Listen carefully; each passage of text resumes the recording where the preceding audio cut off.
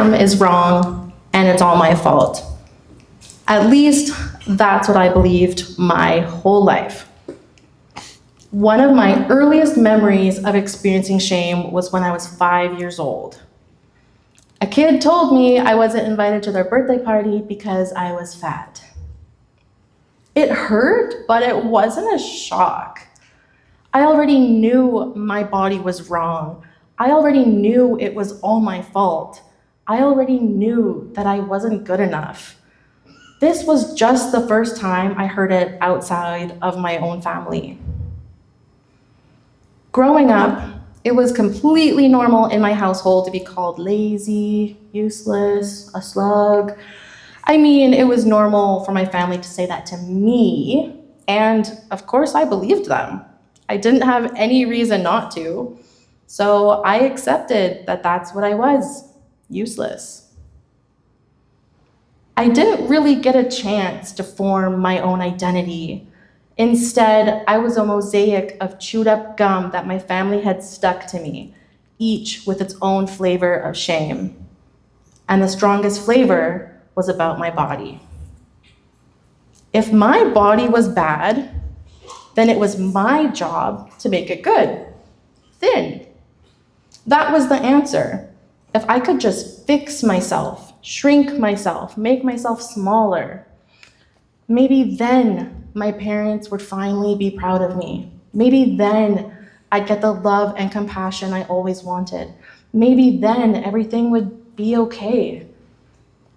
I did everything I could to be thin, thinking it would make everything better, which it doesn't, but that's a story for another time.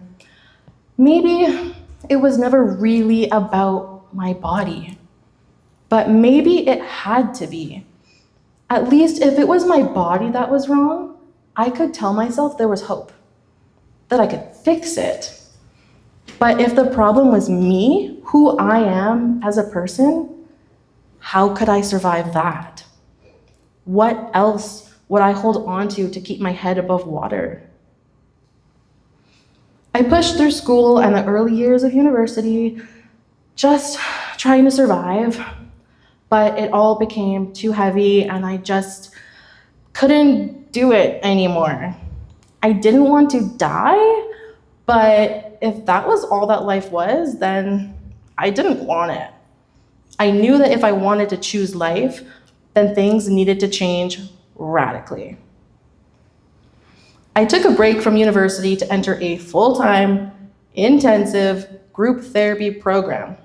Imagine doing therapy from 9 a.m. to 5 p.m. every day for 8 months straight. It was a lot. And that program changed my life. I learned that the shame I was carrying around wasn't even mine.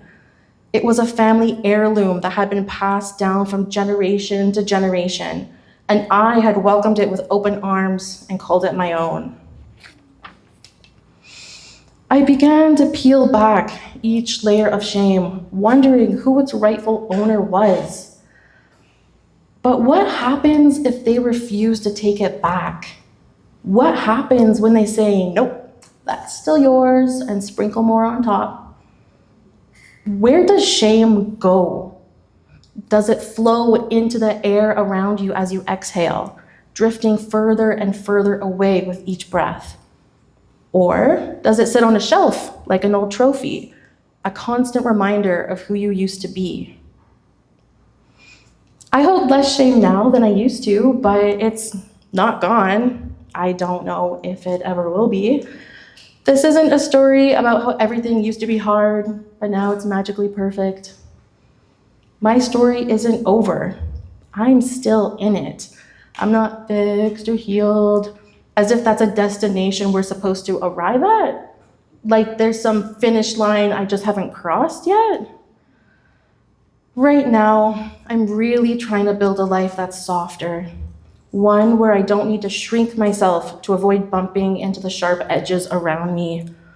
I'm reminding myself that there was never anything wrong with that 5-year-old girl who wasn't invited to that birthday party. She was perfect just as she was, and I'm trying to remind myself that she still is.